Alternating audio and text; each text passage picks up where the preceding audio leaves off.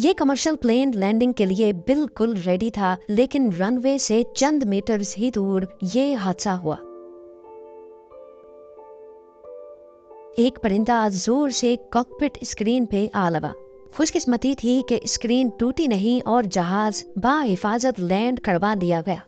पर सारे जहाज इसकी तरह खुशकिस्मत नहीं होते। नाजरीन, यूएस एयरवेज की फ्लाइट 1549 न्यूयॉर्क एयरपोर्ट पे टेक ऑफ के लिए बिल्कुल रेडी थी।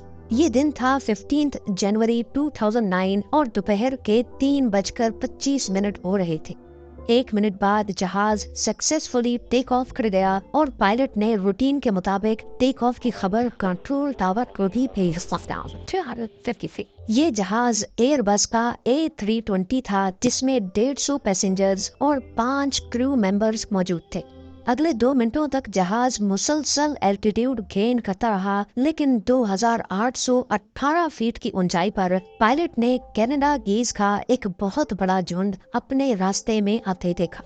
वक्त बहुत कम था और जहाज का टर्न करना किसी भी सूरत पॉसिबल नहीं था।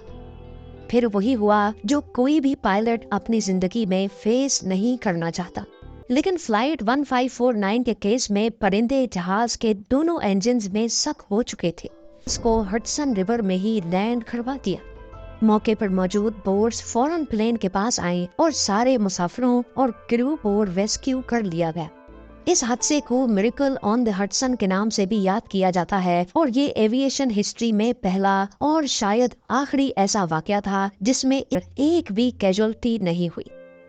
इतनी ज्यादा टेक्नोलॉजी के बावजूद भी दुनिया भर के एयरपोर्ट्स इस मसले का अभी तक कोई खास सॉल्यूशन नहीं निकाल पाए। ये तो फिर भी परिंदों का पूरा झुंड था। सिर्फ एक मामूली परिंदा भी पूरे जहाज को खासा नुकसान पहुंचा सकता है। ना सिर्फ परिंदे, बल्कि जब प्लेन्स एयरपोर्ट पर ही होते हैं तो लोडिंग और अनलोडिंग के दौरान अभी तक कई हादसे रिपोर्ट हो चुके हैं, जिनमें जेट इंजन अपने करीब किसी भी चीज को खींच लेता है। यहाँ आपको बताते चलें, जेट इंजन से पहले जहाजों पर पिस्टन इंजन पे प्रोपेलर्स लगाकर थ्रस्ट पैदा किया जाता था। इन नॉर्मल इंजन्स का एक मसला था कि ये इतना ज्यादा थ्रस्ट पैदा नहीं कर पाते थे। जाहिर है, कम थ्रस्ट की वजह से प्लेन की स्पीड भी कम होती थी और वो ज्यादा एल्टीट्यूड पे भी नहीं उड़ सकते थे। दुनिया का पहला जेट इंजन 1930 में बनाया गया था। इस टेक्नोलॉजी के जरिए एक टरबाइन हवा को खींचता है, उसको कंप्रेस करता है और फिर उस कंप्रेस्ड एयर को फ्यूल के साथ मिलाकर जलाया जाता है। जलने के बाद इंजन के अंदर प्रेशर काफी हद तक बढ़ जाता है, जो एयरक्राफ्ट को तेजी से आगे पुश करता है। नॉर्मल इंजन्स के मुकाबले में जेट इंजन का वजन भी कम होता है। ये ज्यादा फ्यूल एफिशिएंट भी होते हैं, इनका थ्रस्ट भी ज्यादा होता है और इनकी आवाज भी पिस्टन इंजन के मुकाबले में बहुत कम होती है। मिसाल के तौर पे एयरबस A320 के इंजन की बात की जाए तो अकेला इंजन 1 सेकंड में 1250 केजी हवा को अपने अंदर सक करता है। ये हवा इंजन की फ्रंट साइड से एंटर होती है। 1250 केजी का मतलब है कि अगर इंजन चल रहा होगा तो ये अपने सामने आने वाली किसी भी चीज को आसानी से खींच सकता है, जिसमें कोई लगेज भी हो सकता है, कोई दरख्त, कोई क्रू मेंबर या फिर हत्ता के कोई छोटी गाड़ी भी। इस वीडियो में आप देख सकते हैं कि एक E-170 एयरक्राफ्ट पार्किंग में खड़ा है और इसका इंजन चल रहा है। टनल में मौजूद क्रू मेंबर के हाथ से एक ओन गलती से इंजन में सक हो जाती है और फौरन दूसरी साइड से एक फायर बॉल निकलता है। अब ये तो हमने बात की जेट इंजन के अंदर जाने वाली हवा के प्रेशर की। इंजन की बैक साइड से जो प्रेशर निकलता है, इसको थ्रस्ट कहा जाता है। ये इंजन में एंटर होने वाले प्रेशर से कहीं ज्यादा होता है, करीब 100 टाइम्स ज्यादा। एयरबस A320 के इंजन से निकलने वाला थ्रस्ट 1,27,000 केजी का थ्रस्ट प्रोड्यूस करता है और दोनों इंजन्स को मिलाकर बात की जाए तो ये थ्रस्ट 2,54,000 केजी बनता है।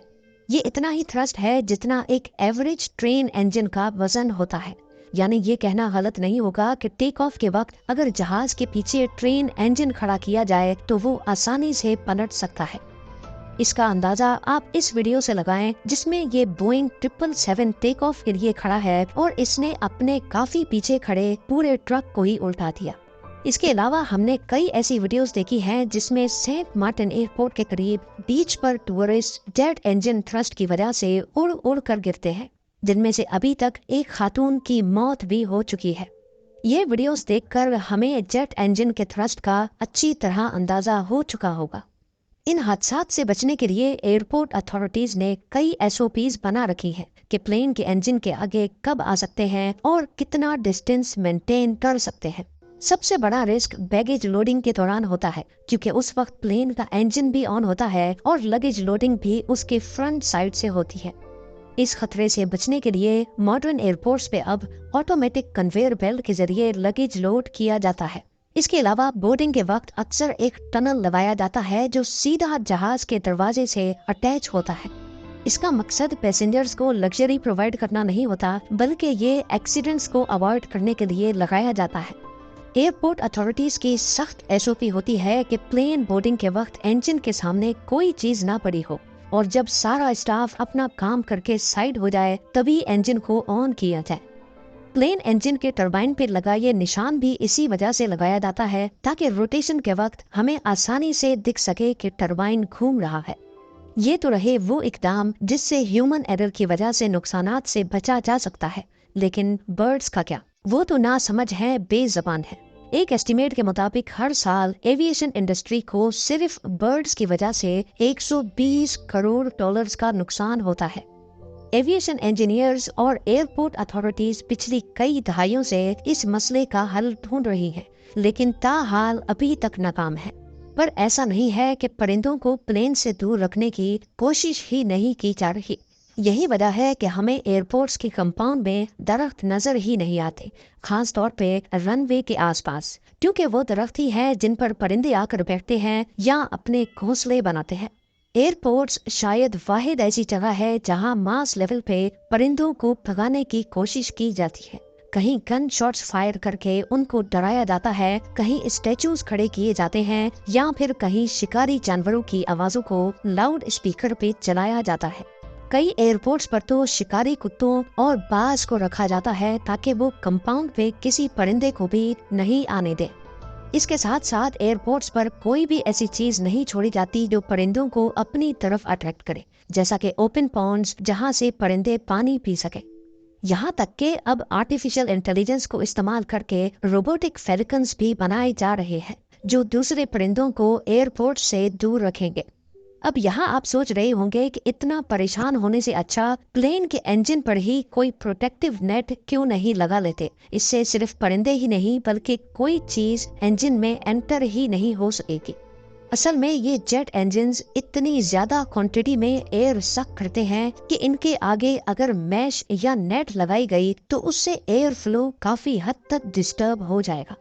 उसके अलावा परिंदा बेशक ही इंजन के अंदर जा नहीं पाएगा, लेकिन हवा के खिंचाव की वजह से वो इसी नेट के साथ चिपका रहेगा जो कि एयर फ्लो को मजीद डिस्टर्ब करेगा। ज्यादातर परिंदे जहाज से सिर्फ टेक ऑफ और लैंडिंग के दौरान टकराते हैं क्योंकि वो ज्यादा ऊंचाई पर नहीं उड़ सकते। लेकिन रिपोर्ट्स के हिसाब से फैल्कन्स को 15,000 फीट की ऊंचाई तक भी देखा गया है और बतख की एक किस्म माइग्रेशन के वक्त हैरत अंगेज तौर पे 23,000 फीट की ऊंचाई पे उड़ती है। ये वो परिंदे हैं जिनको प्लेन से दूर रखने के लिए अभी तक कुछ खास नहीं किया जा सका।